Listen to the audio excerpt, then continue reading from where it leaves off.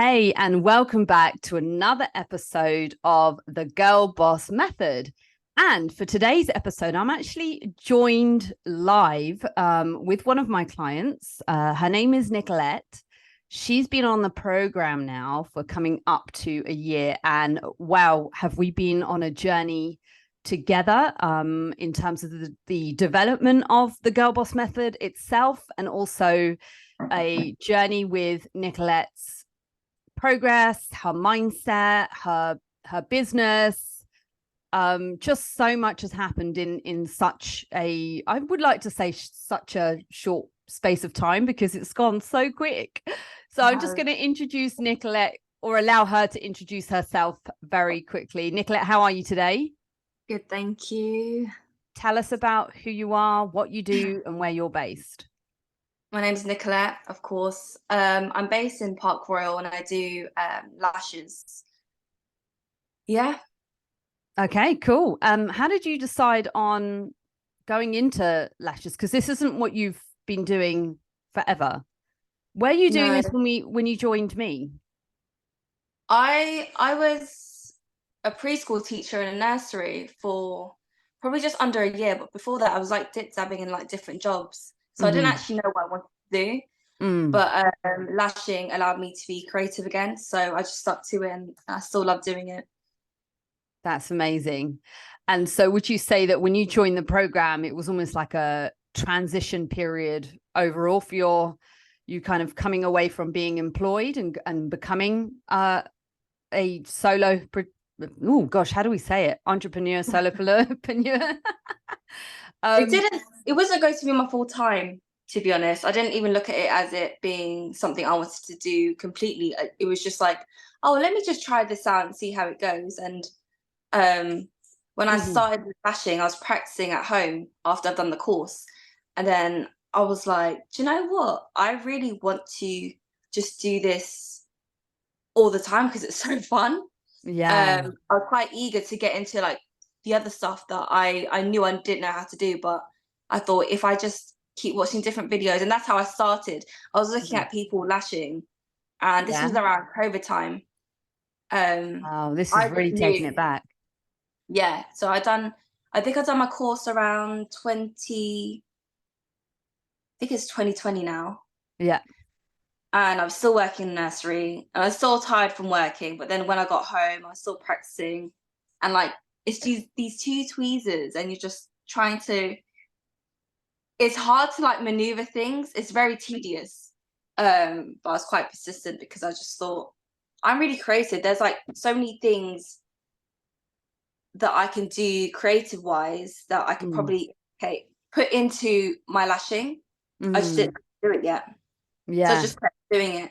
And then I left the nursery. Sorry, guys, if you're Oh, watching. amazing. Oh, yeah. But that's good though. And do you feel like do you feel happier now, like doing your business the way that you want to do? Definitely, but it did take, um, it was hard. The whole anyone starting a business knows that it's not gonna happen overnight, and it is Mm. really, really hard. There's at times I wanted to stop, and I did even stop. I think maybe 6 months in, I stopped because I ended up nannying for a bit. I think Mm-hmm. I was nannying about 5 different families. And so Wow. I left the nursery and I was like, okay, I can't lash at home. It's Uh-huh. COVID. I don't want to give my parents COVID or like put them in a position Yeah. where they're going to get ill. So anything I got from the nursery, I put all into my business. And then I found a place in Park Royal. Someone recommended it to me. And it's not Mm. this place, it's just down the road, funny enough. Yeah. Put all my money into it. And I was like, yeah, you know what? I'm going to earn this and I'm going to earn that. It doesn't work like that. I No. thought I was going to probably like clear out a good like £2,000 a month. It doesn't work like that because you have to Yeah. pay rent, you have to pay for products. You have to also consider like your pricing and stuff. And I considered myself quite low in the bracket because my work wasn't good enough yet. And I knew that. I knew that I still had to practice. And before I Mm-hmm. even moved to anywhere, I had to get some models and I was offering free sets. I was going to people's houses. I still remember my boyfriend, he drove me from West to south to east, and then back home, and we're like, I'm like, Wow. I'm so sorry, and then we're not getting anything out of this. Wow. Yeah. Hmm. It was so bad, but it had to be done. No, I couldn't do it in my house. Yeah. So that's when I decided, okay, I need to get a place. I need to Yeah. leave the nursery. Yeah. And where did it start? I remember signing the papers. I've even got it on my Instagram. I Yeah. think it's like the 28th of August, something like that. Oh, amazing. So you just like had to take that leap basically to, yeah, just put your investments and like basically just start on your own, right? Yeah, the thing is, it's so interesting because so often when we are like, you know, in a position where, you know, you're employed and you've got that safety net and you know, things are manageable, you're used to your routine, you're used to your lifestyle and everything, and you know, it doesn't mean that you're going to feel like satisfied, especially if there's always that what if. And I feel like this is probably the perfect time to also talk about like fitness as well, because I think that no matter what, where you sit on the spectrum in terms of your, like, you know, look, everybody's different, everybody's bodies are different, everybody's you know, genetics are different as well. And you get some people that are naturally very small that never even like feel like they need to get fit or do anything with fitness because, you know, their body type is just very small. But I think that's where comfortability comes in. And I think definitely as you age and as you get older, you start to realize that it's not just about, you know, fitness being about this very like visual aesthetic thing. It's so much more than that. And so that's really why I wanted to bring you on here, because obviously we've had a journey together and you've had great successes this year. And it's also a reminder as well. So any of you that are listening that have been following me on Facebook, on Instagram for a while, you may have seen Nicolette's transformation, which I will say is absolutely incredible. Nicolette, you've done me so proud, yourself so proud. You've really like impressed so many people out there to actually join me and start their journeys just purely based on the transformation that you've had. And I just want to put a little reminder out there when I talk about you know, like everyone having a you know, a different set of genetics, a different like body type, anything like that. One of the things that's been really remarkable with Nicolette is that she has not gone through extreme weight loss. What she has gone through is body composition changes that if you look at her physically, she's still the same strong toned woman, but she's been able to achieve like a different shape for her body type. You've got smaller around your waist. You've been able to build and maintain lean muscle mass. You've still got amazing, beautiful curves. Like you feel, yeah, I'm not going to speak for you here, but you tell us, like, how, you know, on this journey, what have you been able to achieve, and how do you see and vision yourself when you look at where you were roughly this time last year and where you are now? It's crazy. I feel like my last journey has a lot to do with how my body changed, because while I was still working in the nursery, I was very fit because I was walking around and I just had a bottle of water on me all the time. I was always moving. I was still traveling from west to northwest every day, there and back. And then when I switched to the nannying 5 days a week and then the lashing 2 days a week, I was sitting down a lot. I was too much. And I got pretty comfortable just being in a car and someone driving me everywhere, which is not good. So I did put on weight very quickly. I didn't think I was going to get up to that weight ever in my life, because I think the heaviest I've been was probably like 78. And looking back now, that's not a lot. And then when I came up to, what was it? I think when I first started with you, she was like 89.9. And I said, am I allowed to swear? Go for it. If it's 90, we're gonna have issues. And I think you started something on your page. You said, I can't remember what it was, but you did put out a post about starting your journey, and I just reached out to you very quickly because I'm very used to training with males. This is the one thing, I've never trained with a female because I always thought, yes, a male's gonna motivate me. They have like a very like, you need to do this now. Yeah. But whereas your approach is very, I feel like you can relate more and you understand that, you know, there's days where we feel like, oh, I'm coming up to my period, I feel like doing this. And then you'll just like, okay, this is what you're gonna do, and you know, get more steps in and drink loads of water and make sure, you know, you're still eating within your calories, or no, keeping your protein up or something, for example. Yeah. I forgot the question now. That's all right. That's it. We're here to just talk, you know. It's just me, you know, you explaining your journey really. And I think also how fitness has changed for you basically in this last year. But I think it's really interesting, Nicolette, and I honestly can't remember the question either to say exactly. But where you said that you were very active as a nursery teacher, or, you know, a nanny, very physical, very physically demanding job. You're on your feet, you're getting lots of steps in, you've always got the water next to you. And then when you went to lashing, you found that you started becoming more sedentary. Yes. So your steps went completely down, and that's not the only measure of, you know, having activity, but I think it's such a good starting point for so many people out there these days. We have there's loads of people like that, Nicolette, that sit behind desks for hours, and believe it or not, I've become one of those in this last year.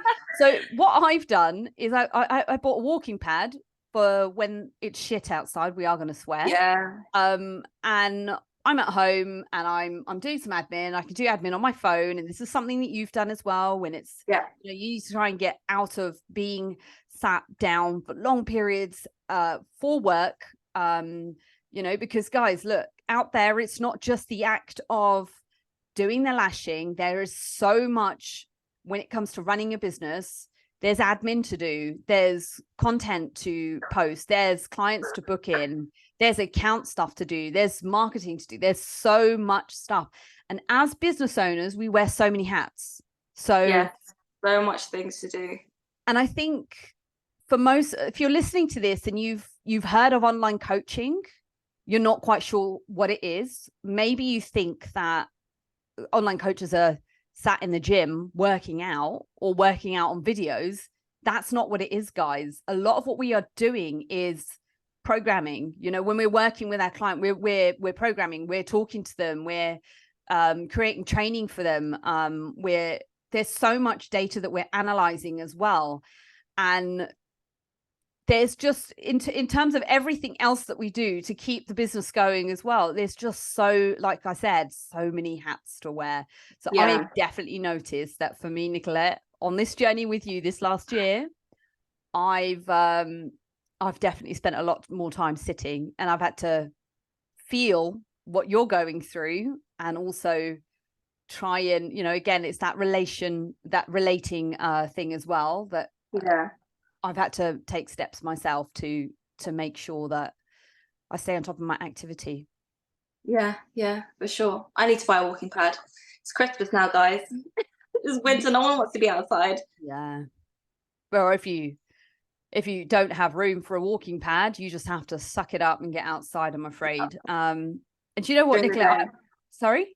During the day. At nighttime, it's scary. Oh, yes, it is. It's definitely, and that's unfortunately the case, isn't it? We've heard so many scare stories. I don't know if it's always been the case, but I think you have to be a lot more aware of your surroundings, for sure. Yeah, of course, exactly. So it's definitely something that I recommend all of my girl bosses to do. Go and get yourself a walking pad. They're really cheap now as well. How much are they? Yeah, you can get them for about 150 quid at the moment.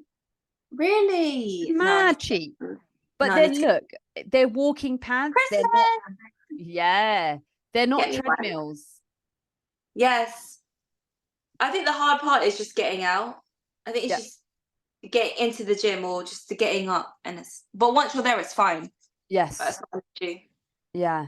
And so I guess talking about fitness itself and your journey, like, how do you feel like, because you've had a routine, you know, a huge shift in your routine, you've gone straight into your lashing business, because presumably now and over the year, as your business has grown, you have become a full-time lash artist or lash technician. And because of that, you're becoming more and more sedentary. Okay. So how has fitness or incorporating fitness into your routine positively impacted your focus and your mindset? I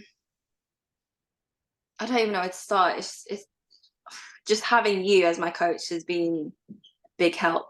Oh, I did start with you, I think around December, January. yes. 2022. December 2022. Yeah. There's been a lot of benefits, to be honest. I think in the first week I started with you, I just dropped. I think if we compare the first photo and the first week, you can see a big massive drop. It was like two different people. It all came off my face mainly, and on my waist. I could see it. And then but I also remember I was always flying out, like I think every month. Yes. Because of work. No, wait. Yeah, that was before that. But then after that, I was still flying out probably like once every month or a couple times. So it was just trying to work out how to balance the lashing, the traveling, and the training. But we always managed to get it in. I think I always aim to have at least 5 sessions a week. But we'll talk about what we're doing in this phase of my fitness after. Yeah. Yeah, it did change, because I think from December or January till May, I was with you. Then I stopped for about a month or 2. Tell me about that month or 2 that you stopped. What Oh did my you? God! What happened? I thought I knew it all. So this is interesting, and for those of you listening, quite often when people get a coach, they always think, and we've had this conversation as well, they always think that getting to the goal is the hard part, but actually getting away from the goal is the hard part. Yeah. And I do have a video out on YouTube as well, and it's literally the maintenance phase isn't sexy, because it isn't. And so although you've reached this goal, there is still things to navigate. And you know, I won't keep you too long when I say this, and I'll let you speak as well in a moment, Nicolette. But yeah, I think this is where I can relate. When I competed in bikini fitness, that I had the coach to get me to the stage, but afterwards it was a shit show. It was like the floodgates had opened, and you know, all the, you know, I don't know, I adopted new and different habits, really. And it's not always the, oh my God, I'm eating loads. But in your case, what was it? I wasn't eating. You weren't eating at all, right? No, I didn't know what to eat, but I did end up losing another, was it 2 kg? So I was the lightest I've been since being on the program. I don't think I moved from between 86, 87, and the lowest I was before I left you was 85. And I went back up to 86, and then I was 84 when I came back from my trip. But after a month, but that's because I wasn't eating. I didn't know what to do. I wasn't even training. I think I was boxing twice a week, and that was it. Because my schedule was normally 3 weights and 2 boxing sessions, and trying to get 10K steps in, which I don't do. I'm very sorry.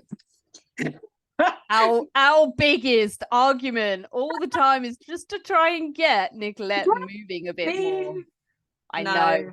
But Nick, you know what I'm really interested in? I want to like run home for those of you listening as well, that break that we had when we weren't seeing each other, and yes, you lost weight, but you were not eating. What did that do for you? Because I'll let you explain. What did it do for you in terms of what symptoms did you start experiencing, if you don't mind delving into that? I was always tired. I was too tired to train. I didn't really have much motivation to get into the gym doing weight wise. because I thought, oh, all this weight I've lost from doing what I wanted to do, which is not eating or barely eating. I thought, oh, okay, I've lost a good amount of weight. But then I went to Morocco, and I think I was consuming, I didn't count, but I want to say in my head probably over 2,000, and it just shot right back up. Yeah. Which is, that's when I got Richu back. Woo. Yeah. I think I know you don't mind me saying this, but like, especially with the fatigue and not training and not eating, are you happy for me to discuss what was going on in a bit more detail? Yeah. Yeah. So you had some issues with menstrual cycle, is that correct? Yeah. So it just started becoming a little bit more irregular, would you say? And there were some issues as well because you were not eating, correct? Yeah.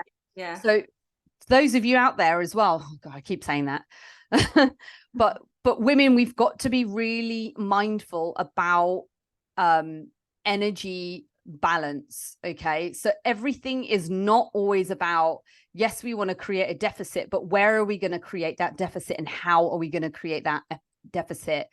We've got this toolbox, and in this toolbox we've got various different ways of exercising, moving, eating, living, breathing, everything, right? And what tends to happen is when you start to drop your calories massively, or you consume less and less, you will experience fatigue.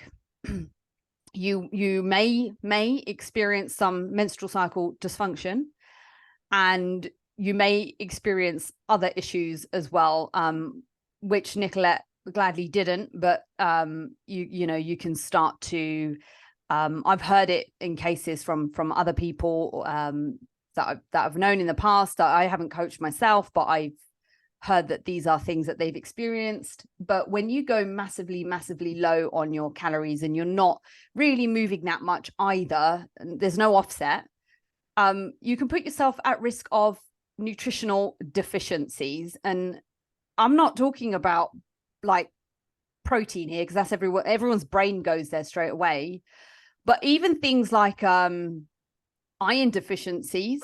So you can get yourself set up for getting like anemia, for example. But a really interesting one that I know for someone that was eating really low calories, and quite a young woman as well, in the height of her fertility as a female as well, like sort of age 29, 30, diagnosed with osteoporosis or osteopenia, one of the two. She was diagnosed with having really low bone density. Now, what does that mean? Do you know what that means, Nicolette, for the future? Not particularly, no. Okay, so when we're not eating enough calories, and let's say that you're not getting enough activity in, your bone health is like deteriorating, or you're not building bone, so we're thinking about calcium, we're thinking about like vitamin D and stuff like that, and we're also thinking about loading the bones as well in the way that we exercise. And also we're thinking about making sure that you're not creating these massive gaps or holes. But right now, when we're young, we're banking bone health, and then when we get older and we start hitting things like the menopause, we will start to experience bone mineral density drops. And then I think we did speak about this. We forget about this stuff, right? We're not young forever, Nicolette. Sorry, but I'm reaching those. I'm not there yet, but by any means I'm not. And I think, I don't know, I think I'm going to be okay for a long time. But it's again, it's not something we need to be scared about. I think it's something that we need to be mindful about, that these years are so important. So that's just a really quick word on extreme low calories and extreme diets as well, that it's not just all about weight loss, it's also trying to maintain muscle mass and maintain strong bones and that sort of thing as well. Sorry, I think that's one of the reasons why I started with you. It wasn't even to be about like my physical appearance did have something to do about it, but I was getting ill all the time, which Mhm. is why I wanted to start my fitness journey again. Because I Mhm. was very relatively healthy when I think I was start weightlifting when I was 18, Yeah.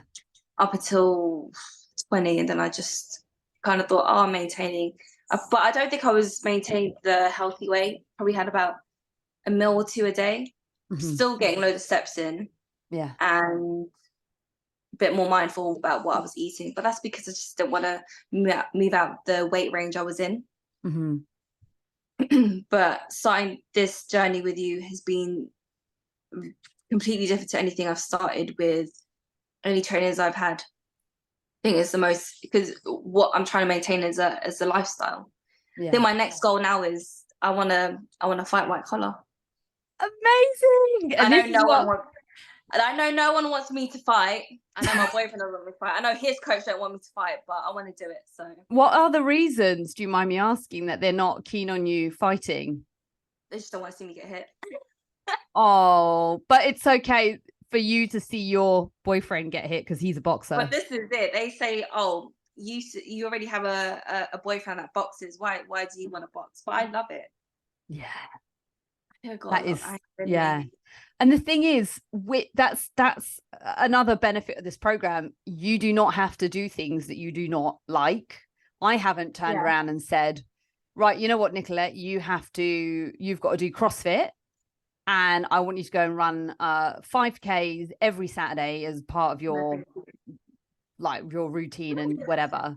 I hate You like running. lifting weights, and if I'm honest, there is a little bit of, if you don't like lifting weights, you are going to have to resistance train in some ways for anyone that is joining, because this is, not just about weight loss. This is about building lean muscle as well. I keep running home. Yeah. But the boxing, I have no experience in boxing. I've never coached it. I've been to classes in the past. I've seen like all the Rockies, but I don't know. I don't know everything about boxing or enough about boxing. And I did actually take someone's boxing fit class once in a gym, and Yeah. I remember getting hit in the nose or something like that, and I was like, this is not for me. I'm holding the pads, and I'm like, oh, it was like a women's fit boxing class. The guy was ill, and I got like, when you work in a gym, you just get like shoved into covering the class, and I'm like, okay then. And so I'm there with the pads, we're doing like circuits and stuff, and I'm just like, this is not for me. But that was something that you wanted to be a part of this journey. And actually, as Nicolette goes into getting into shape for this event next year, we won't say when or when she's going to do it or whatever. I'm not in control of her boxing regime, but I'm helping coach you in your fitness for it and your nutrition. Is that right? Yeah. Perfect. Because is that something that I guess that's not really something that you've got access to either within the boxing world, is that right? There is, but you're my PC, so we just have a good relationship together. Yeah, I've known you Yeah. since I was 18. Oh, I know. That's amazing. Nicolette, how old are you now? 27 in January. Wow. So we've known each other 9 years. 9 years. We Crazy. met in a gym, Nicolette and I. You actually worked for the gym at the time. I was front of house, beautiful as ever. And Nicolette, I just want to put this out there, but you've actually got a personal training qualification yourself, right? Yeah, I do. But you'll be surprised. There are a lot of girls, they've not opened up to it, but on the program, there are quite a few girls that have done fitness training, fitness instructing, personal training. They've had careers in that realm. And, I don't think it's anything to be ashamed or embarrassed about. Like, admittedly, I've had coaches in the past, obviously when I've had different goals, and I think it's just maybe that because you've got that insight into fitness already, and you've got that experience, you've got that understanding, that you value and understand what it is to have coaches, PTs, someone looking Yeah. after you as well. So But that's because I worked in 2 different gyms. I only started taking my training seriously when I worked in the gym. yeah, I think that's all I was doing. I was just in the gym all the time, Monday to Sunday. It didn't matter. I think I'd probably do a shift 6 a.m. to 2, go home, eat, come back, train at 6, go home at 10. And do is it all that over what your again. routine was like? Wow. Yeah. I love the gym Amazing. that much. Oh, I absolutely love that. Nicolette, it's so far, just trying to think if we've got any other things that I wanted to talk to you about, really. Is there, so obviously we know this event's coming up soon, but I mean, is there anything else that you can offer the listeners about your journey? I kind of want to dive into how it's difficult to I want to say be accepted in, like, obviously as a being Asian, when Mm-hmm. you your eating habits when you're young, because I always find that it's your relatives or your aunties, or it's always somebody in the family judging you for the size you are. It's always, I'm Filipino, so it's always like, if you don't accept food, they think you're on a diet, or if you do eat, they think you're eating too much. So there's no real balance, and I don't know if that's the same with. I think it's quite similar with My a lot of culture. ethnic backgrounds. Yeah. Yeah. So I'm Punjabi, but I would probably say that might have been something that people. I'm very close knit as a family, like my immediate family. We're very, very close, really good relationship, but we don't have connection where we constantly see extended families. And I think that's where maybe some of the judgment comes from, extended families as opposed to immediate. And in some ways, I do see extended family events and stuff like that, but I don't know, maybe as my parents have got older and as we've got older and maybe people like move on as well. And I think everyone's just so busy that we don't really get many opportunities where we see one another. And I think, like, for example, I haven't been to a wedding within the extended family for years. Like, I can't even remember. Like, we could even be talking like, where are we, 2023, maybe even 5 years. I mean, my brother got married in 2019, and well, he's my brother. So but relatives and stuff there, you don't really see many, but when you do, I think it's very judgmental. Yes, I'd say in the past it felt like that. And I think I got judged for different things. You just get judged for different things. And I think especially as a woman, I got judged for not having a partner, not having kids yet, that sort of thing. But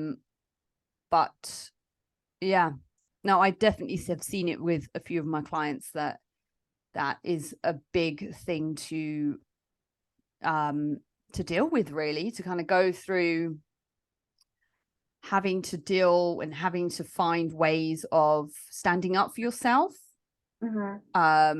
Because that's what really matters. You matter more than what other people think. And even if we take it outside of family and tradition and cultures, there will always be people out there that will have an opinion of you. There will always be people out there that think you should do things a certain way.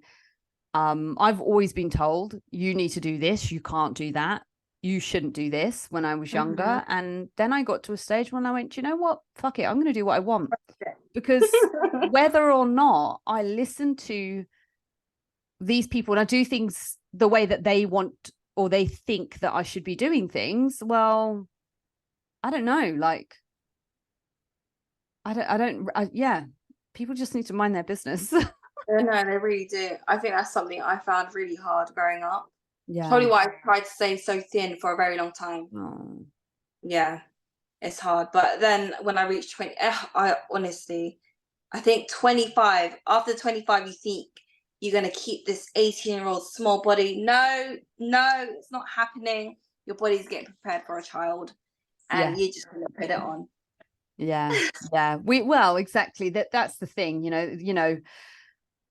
there will be stages in life where we have, a predominance to, our body shapes change. Yes. And then also our ability to store fat in certain areas that, although we might not like and be happy with, we have to create acceptance with. And I feel like we're really going into different topics here, but hey, why not? We got the time.